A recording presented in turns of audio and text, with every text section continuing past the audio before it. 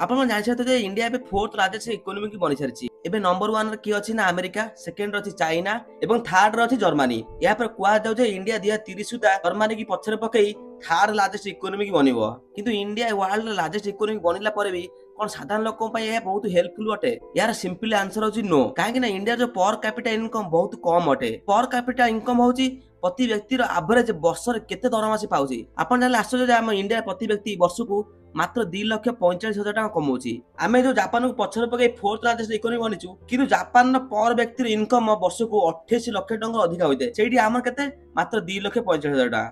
मु फास्ट आपन कहि दउची जीडीपी रे नंबर 1 अछि यूएसए, तापर चाइना, तापर जर्मनी, एबे इंडिया, तापर जापान। आ जो कहली पर कैपिटा रे अमेरिका नंबर 1 अछि, सेटा प्रति व्यक्ति वर्ष को पाखापाखि 74 लाख रु अधिक टका कमाउछन्ती। आ तापर जो जीडीपी रे नंबर 2 चाइना किंतु पर कैपिटा से नंबर 3 रे अछि।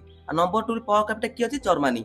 आ चाइना प्रति व्यक्ति वर्ष को पाखापाखि 28 रु 29 लाख टका कमाउछन्ती। किंतु हम इंडिया रे केते कमाउछन्ती मात्र 2,45,000 टका।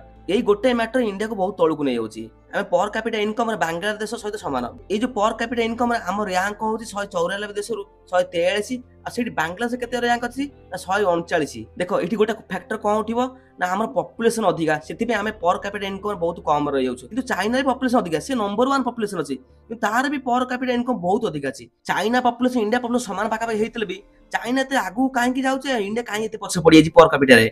आ ये पर कैपिटा इनकम केमिति बढ़ियो इंडिया रे ना इंडिया जति इंफ्रास्ट्रक्चर पर टारगेट करिवो, मैन्युफैक्चर पर टारगेट करिवो आ इंपोर्ट एक्सपोर्ट पर टारगेट करिवो ताहाले इंडिया पर कैपिटा बहुत मात्रा आगु बढ़िवो। एबे कथा इंडिया जीडीपी रे थर्ड पोजीशन केमिति आसीबो। यदि इंडिया चाहे जीडीपी रे आगु जेबे ताहाले इंडिया फास्ट फोकस करिवो इंपोर्ट आ एक्सपोर्ट पर। इंपोर्ट माने इंडिया बाहर देश केते जिंस आनुची आ एक्सपोर्ट माने इंडिया आम देश रु बाहर देश केते पठौची। आ ये जीडीपी ग्रोथ सबुटर मेन भूमिका होची एक्सपोर्ट रो जे इंडिया आम देश रु बाहर देश केते जिंस पठौची। 2023 और 24 रिपोर्ट अनुसार आमे चाइना को मात्र 35 बिलियन डॉलर जिंस पठैथा बेले सेटु तांको देश केते आनिचु ना 85 बिलियन डॉलर जिंस आनिचु। एठी कोन हला ना एक्सपोर्ट बहुत कम हो गला, इंपोर्ट अधिक हो गला, जहा फल इंडिया रे ग्रोथ केबे आगु जाई परबो नै। सेबडी यूएसए को आमे भी 40 बिलियन डॉलर जिंस पठैचु आ सेटु केते जिंस आनिचु इंपोर्ट रे 45 बिलियन डॉलर।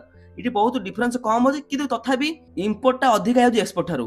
किंतु इटी दरकार कोन हेबो ना एक्सपोर्ट अधिक आबो इंपोर्ट थारु। सेबडी यूएई, सऊदी अरेबिया, इंडोनेशिया एठी हम सब कोन करचु ना सेटु इंपोर्ट अधिकांश करचु, एक्सपोर्ट बहुत कम दिस करचु। ए 2024-25 डाटा अनुसार इंडिया वर्ल्ड रे अधिका रेट जीडीपी ग्रोथ करछि। एठी इंडिया 6.5 ग्रोथ रेट थिबा बेले चाइना केते अछि ना 4.6 आ अमेरिका केते अछि मात्र 2.3। आ गोटे कथा भी इंडिया 2013 मसिया रे जीडीपी 10th रैंक थिला, एबे को रैंक अछि ना 4th रैंक रे अछि। देखो आमे एबे कोन कहउछ ना चाइना और अमेरिका हो जोटे सुपर पावर कंट्री किंतु इंडिया को सुपर पावर कंट्री ले कोन करा पड़ियो ना 5-6 टा फैक्टर ऊपर डिपेंड कर पड़ियो।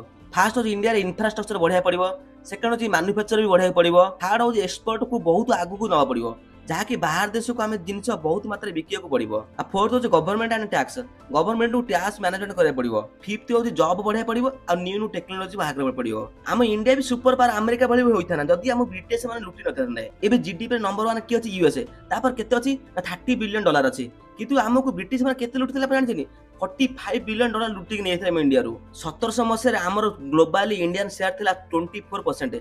सेठी ब्रिटिश माने लुटी नेला पर हमर 1950 मसिया सुदा हम पार केवल 4% शेयर रहि गला।